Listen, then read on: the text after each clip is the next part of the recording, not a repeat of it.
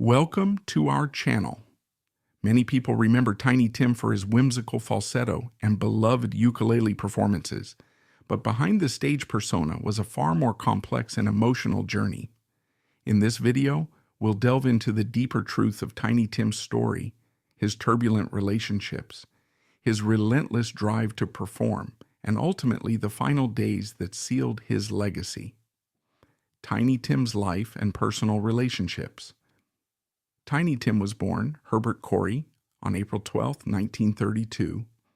He was a singer, ukulele player, and activist.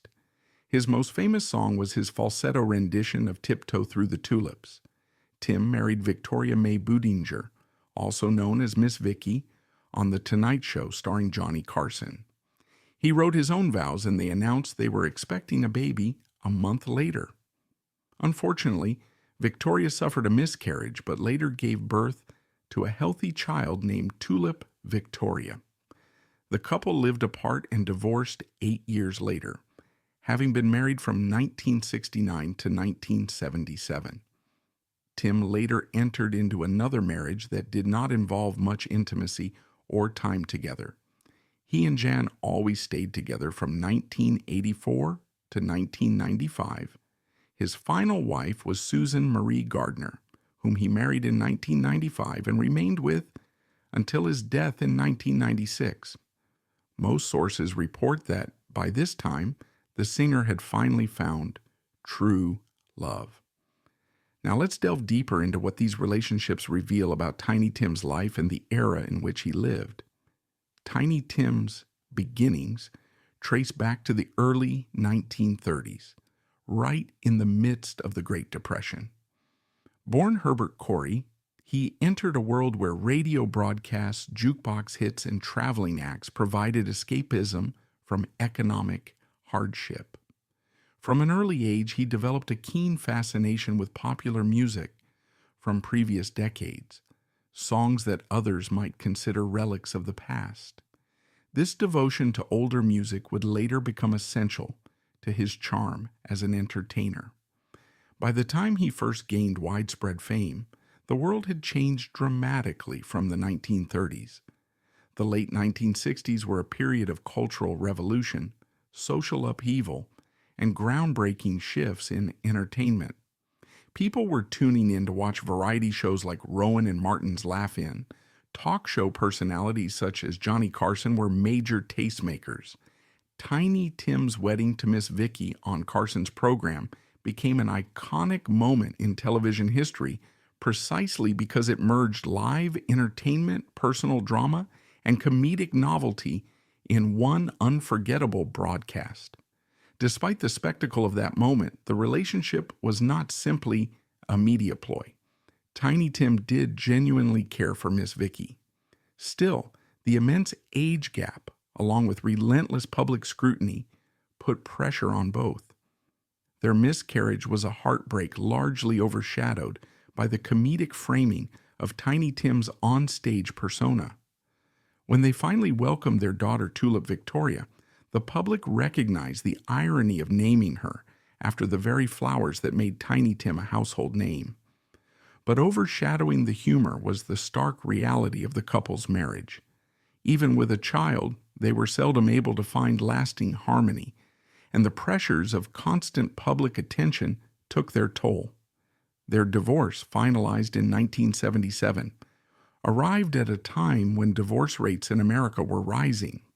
The fact that Tiny Tim, known for his gentle persona, ended up in a broken marriage might seem incongruous to some, but it reflected the broader cultural shift. Marriages were no longer bound by the same stigmas, and personal fulfillment became a higher priority. His second marriage, which started in 1984, played out in a quieter register. He married Jan, but by many accounts their relationship was distant and lacking the intimacy people typically associate with a marital union. They stayed together until 1995. A long stretch of time that suggests a kind of partnership more than a passionate romance. This quieter chapter in Tiny Tim's love life demonstrates that not every relationship in a celebrity's life is imbued with the drama we saw during the Miss Vicky era. Indeed, fans who followed his life noticed that he rarely spoke about Jan in interviews the way he once did about Vicky, suggesting that the union was more of a low-key arrangement than a starry-eyed love affair. The final marriage with Susan Marie Gardner in 1995 was different. By then he was older, more introspective, and more aware of what he wanted. Many close to him have noted that Susan represented a genuine love that eluded him in previous unions. They stayed together until the end of his life in 1996. Given everything that happened before, public marriages, heartbreak, health issues, his time with Susan seemed to offer him a measure of peace. While the public eye had mostly shifted away from him by then, the sincerity of their relationship was clear to those who knew him best. Culturally, it's interesting to see how his personal relationships reflected the shifting norms of marriage, divorce, and public spectacle over the span of several decades. His first marriage was staged in the spotlight, capturing America's fascination. His second marriage was decidedly less public, reflecting perhaps his fatigue with tabloid interest. Finally, his marriage to Susan, at a time of his life when he was no longer the comedic darling of late-night TV, shows us a man who had come to value genuine companionship above the fleeting glitz of show business. Moreover, these relationships also shed light on how media attention can intrude upon and shape the course of celebrities' personal lives. The wedding on Johnny Carson's show, for instance, was groundbreaking, partly because viewers at home had never witnessed such a personal moment on a talk show stage. This blurring of boundaries between private life and public entertainment was unusual then, though it foreshadowed the reality TV culture that would explode decades later. Tiny Tim, whether intentionally or not, pioneered a reality television moment long before such a term even existed. For all his public flamboyance, Tiny Tim's relationships show us a man capable of deep feeling, a man who tried multiple times to find lasting companionship. While the comedic persona might suggest superficiality, these marriages, miscarriages, and eventual divorces remind us of the vulnerability behind the showman's grin. He experienced the same emotional roller coasters as anyone else: hope, heartbreak, renewal, and, in his final years, contentment. Tiny Tim's unique personality. Despite his eccentric and boisterous TV persona, Tiny Tim was quite different in real life. A fan named Norman Kay described him as quiet and studious, calling him the greatest put-on artist in the world. Tim also had extensive knowledge of old songs, which helped him build his career. He was an intelligent man who deeply loved and studied music. Even his falsetto voice was part of an act. His natural voice had a typical baritone range, but his career allowed him to showcase both styles at times. Tiny Tim's career. Tiny Tim recorded several songs with small recording companies from 1962 to 1966. These included gramophone records known as acetates and a 45 record. He appeared in Jack Smith's Normal Love and the independent film You Are What You Eat. In the latter, he performed falsetto renditions of Be My Baby by the Ronettes and I Got You Babe by Sonny and Cher. His big break came when he was booked on the variety show Rowan and Martin's Laugh-In, which led to a recording contract with Reprise Records. Tim became a well-known novelty performer and appeared on several talk shows, including The Tonight Show, starring Johnny Carson, The Ed Sullivan Show, and The Jackie Gleason Show. The peak of his career came when he earned a $50,000 salary performing in Las Vegas. Tim released his first album in 1968, featuring an orchestrated version of Tiptoe Through the Tulips and other falsetto features like Living in the Sunlight, Loving in the Moonlight. The album also showcased his baritone range and knowledge of the American songbook. It included a self-duet of I Got You Babe and a trio version of On the Old Front Porch, featuring Billy Murray and Ada Jones. He also covered the anti-war anthem, Stay Down Here, Where You Belong. His next single, Bring Back Those Rockabye Baby Days, combined both his falsetto and baritone voices. It received radio exposure in the U.S. but found greater success in the U.K. Tim performed at the Isle of Wight Festival in 1970 in front of 6,000 people. He sang everything from English folk songs to rock and roll classics and was a massive hit. His performance of There Will Always Be an England, sung through a megaphone, brought the crowd to its feet. This performance was later featured in the 1995 film Message to Love, which documented the festival. Looking deeper into this trajectory, we can see how Tiny Tim occupied a truly singular place in the entertainment industry. In the early 1960s, he was still largely unknown, cutting acetates and 45s with small labels, a grassroots approach to building a career. The fact that he appeared in Jack Smith's Normal Love reveals an early inclination toward the avant-garde. Jack Smith's work was experimental, pushing boundaries of film and performance art, and it set the stage for the kind of countercultural acceptance Tiny Tim would later enjoy. When he performed in the independent film You Are What You Eat, singing Be My Baby and I Got You Babe in his trademark falsetto, he started to garner niche attention. It was the era of the happening, the artistic event, where lines blurred between mainstream and underground.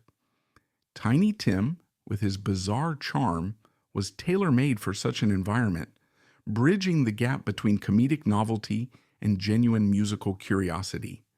His big break came through Rowan and Martin's Laugh-In, a variety show famous for its quick comedic sketches, political satire, and cameo appearances. Being booked on that show was akin to being thrust in front of millions of American viewers who craved something fresh and unorthodox. The flamboyant weirdness of his performance there led to a recording contract with Reprise Records, a pivotal moment that catapulted him from obscure clubs and underground films to the national stage. Once he got that national exposure, talk shows became regular stops. The Tonight Show, Ed Sullivan, Jackie Gleason, all iconic programs that shaped the cultural conversation of the era. Audiences either found him delightfully strange or confoundingly offbeat, but either way, they talked about him. Novelty became his calling card, but behind it was real musical talent. At the height of his fame, he earned a $50,000 Las Vegas performance salary, an impressive sum at the time. It's a testament to how quickly America embraced him, if only for the novelty. Yet Tiny Tim didn't just rely on comedic shtick. His 1968 debut album revealed surprising depth, orchestrations paired with falsetto covers, baritone interludes, and a broad knowledge of the American songbook. He even tackled Irving Berlin's anti-war piece, Stay Down Here Where You Belong, showing that he was willing to tap into the political or social commentary embedded in older music. The 1970 Isle of Wight Festival appearance demonstrated his range to an even broader audience. Sharing a stage with rock icons, he managed to enchant the crowd with English folk songs, rock covers, and a high-spirited performance of There Will Always Be an England through a megaphone. It was an era when festivals were experimenting with different sounds, and his set stood out as a testament to the unexpected corners music could take. In hindsight, Tiny Tim's career soared because he wove together comedic novelty, deep musical knowledge, and a flair for showmanship in a cultural moment that prized experimentation. The question, though, was whether that novelty could sustain public interest over the long haul, especially as the industry's tastes inevitably shifted. Career decline and resurgence. Following his peak success, Tim's career began to decline. He lost his recording contract with Reprise Records and decided to create his own label, Vic Tim Records, a tongue-in-cheek nod to a name comedians had suggested for his first child. The label released his next 5 singles from 1971 to 1972 before shutting down. In 1972, Tim released 1 single under Scepter Records and later founded another label with an equally odd name, Toilet Records. This too failed, and he had to wait 3 years before another record was released in the U.S. However, he did manage to release 2 singles under the Bellafon label in West Germany in 1973. These were later combined and released under Polydor Records in the UK and Belgium in 1974. Tim resumed recording in the U.S. in 1976 and released a record nearly every year until 1990. That same year, teenager and aspiring musician Richard Barone encouraged Tim to record several cassettes and 2 full albums, one of which was released in 2009. In 2009, Tim released his second album, which was also released in 2009, 1979, and 1980. He traveled to Australia to record a fully planned studio album. He made 3 albums with producer Martin Sharp, but only a few hundred copies of the first and 100 copies of the second were ever made. These albums were never released in the U.S. at the time. Tim did not record another album until 1986.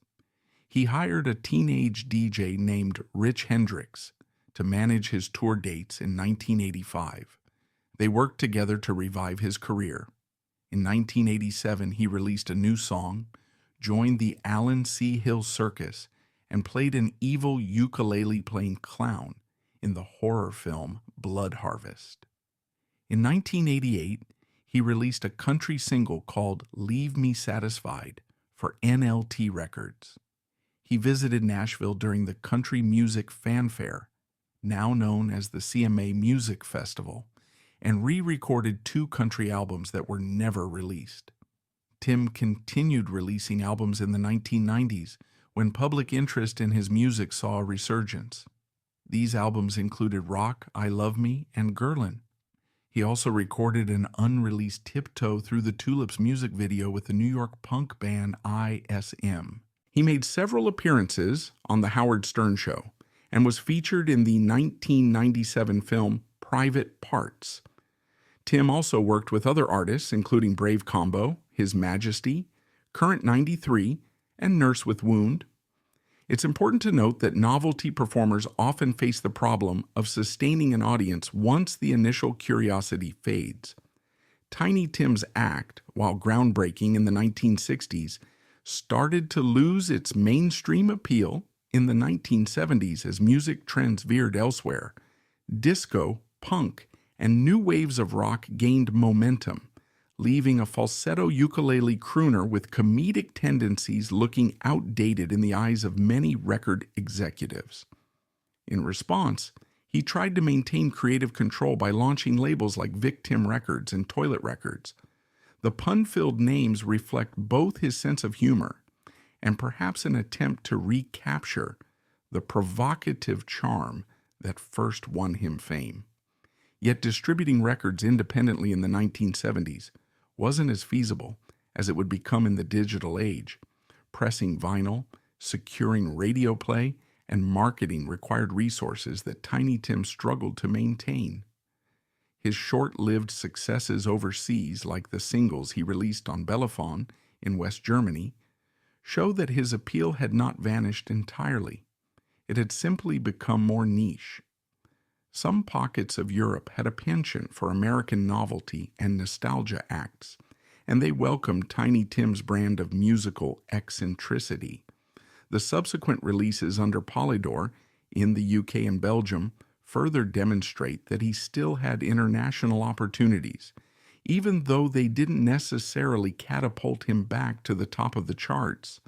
The 1979 to 1980 Australian collaboration with producer Martin Sharp is another intriguing part of his story. Martin Sharp was an artist associated with the psychedelic movement and the legendary Oz magazine, so the pairing of Sharp's visionary creativity and Tiny Tim's whimsical stylings sounded promising. Unfortunately, only a limited number of copies were pressed, relegating those albums to collector's items rather than mainstream hits. Such ventures underscore the frustration that can arise when an artist remains committed to novelty while the broader market shifts elsewhere. His 1980s revival attempts reveal a tenacious spirit. Hiring a teenage DJ, Rich Hendricks, as a tour manager in 1985 might have been unconventional, but Tiny Tim had always thrived on unconventional choices. It's also indicative of how he turned to a younger generation for fresh energy. The foray into horror, playing an evil clown in Blood Harvest, was offbeat even by Tiny Tim standards. Yet it fit the continuing pattern of going where other performers might fear to tread. While it didn't propel him back into superstardom, it showed that he was still a relevant figure in certain cult or niche circles. In 1988, his country single Leave Me Satisfied may sound bizarre to people who only associate him with comedic falsetto covers, but again, it proves his willingness to diversify. Visiting Nashville and re-recording country albums no one ever heard might seem like a misstep, but from another angle it highlights a restless creative mind. Even if the world at large was no longer paying close attention, Tiny Tim kept producing, kept experimenting, and sought out new collaborators. By the 1990s, nostalgia cycles had begun. Many 1960s and 1970s acts found renewed interest from younger audiences discovering them for the first time. Tiny Tim's appearances on The Howard Stern Show introduced him to people who only knew him secondhand. Stern's irreverent style paired well with Tiny Tim's comedic undertones, and the interviews became memorable. At the same time, cameo appearances in films like Private Parts kept him in the public eye. Collaborations with acts like Brave Combo, His Majesty, Current 93, and Nurse with Wound demonstrate his eclecticism. These groups, some of which are associated with experimental or underground music scenes, appreciated Tiny Tim's dedication to esoteric songs. The sheer variety of collaborations underscores how he was never just a novelty act, but an artist with broad appeal in niche circles. Ultimately, the story of his career's decline and resurgence is one of perseverance against the tide of changing public tastes. He never stopped seeking new ways to perform, record, and captivate, even if it meant playing a clown in a horror flick or pressing just a few hundred copies of an album overseas. Later years and final days. Although he slowed down, Tiny Tim continued performing near the end of his life. He was a regular performer at the Halloween exhibition Spooky World in Shakopee, Minnesota. He also filmed TV commercials for local merchants and mentored his neighbor, conductor Jack Norton, on the ukulele. However, his health began to deteriorate. He suffered a heart attack while playing at the Ukulele Festival at Montague Grange Hall in September 1996. He spent 3 weeks in Franklin County Medical Center in Greenfield, Massachusetts. Despite strong warnings against performing due to his serious diabetes and heart conditions, Tim refused to stop playing music. He had also stopped taking his medication. By November 28, 1996, he told his wife, "One day it won't matter." Susan's stepmother booked him to perform at a benefit dinner for the Women's Club of Minneapolis on November 30th. She had purchased hundreds of copies of his latest album, Prisoner of Love, to give as gifts. Tim insisted on performing despite his failing health, not wanting people to think he was skipping the event because he wasn't being paid. His final known recording was a message left on his friend Jim Foley's answering machine, congratulating him on the birth of his daughter. Already weak and struggling to walk, Tim arrived at the event, and performed 5 songs instead of the 2 or 3 he had promised. His last song, a rendition of Tiptoe Through the Tulips, was the final time he used his falsetto voice. A few moments in, he cut the song short, mumbled "God bless" to the audience, and collapsed. Susan helped him off the stage and asked if he was okay. He replied, "No, I'm not." He was taken to Hennepin County Medical Center, where doctors attempted to resuscitate him for 45 minutes. They briefly reestablished his heartbeat twice, but it gave out immediately both times. Tiny Tim was declared dead on November 30th, 1996, at the age of 64. After his death, some of his recordings were released, including Tiny Tim Live at the Royal Albert Hall in 2000.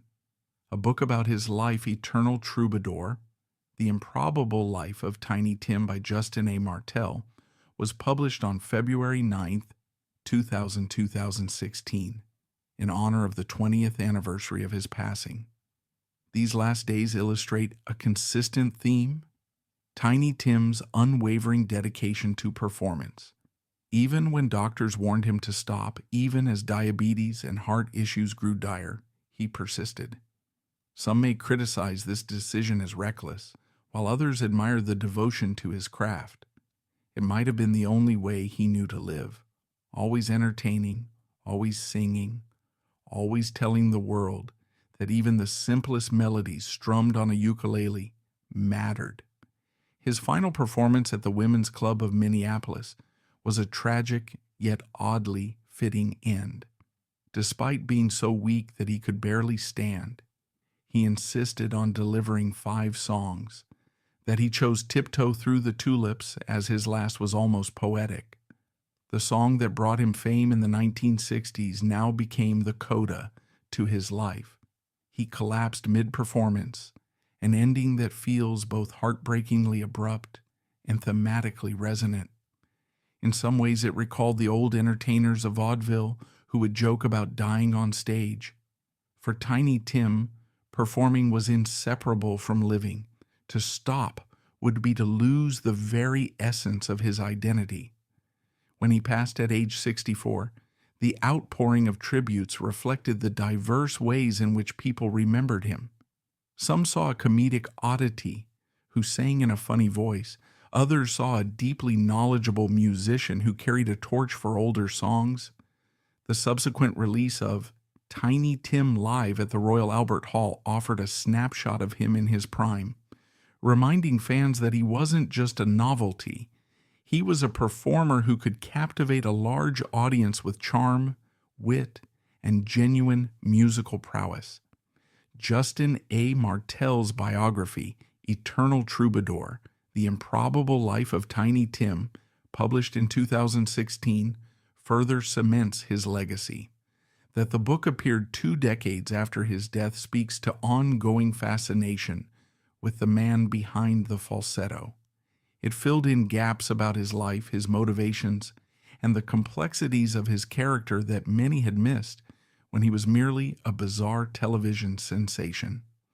In reflecting on his final years, we see a performer who found smaller stages, but still poured everything he had into his act.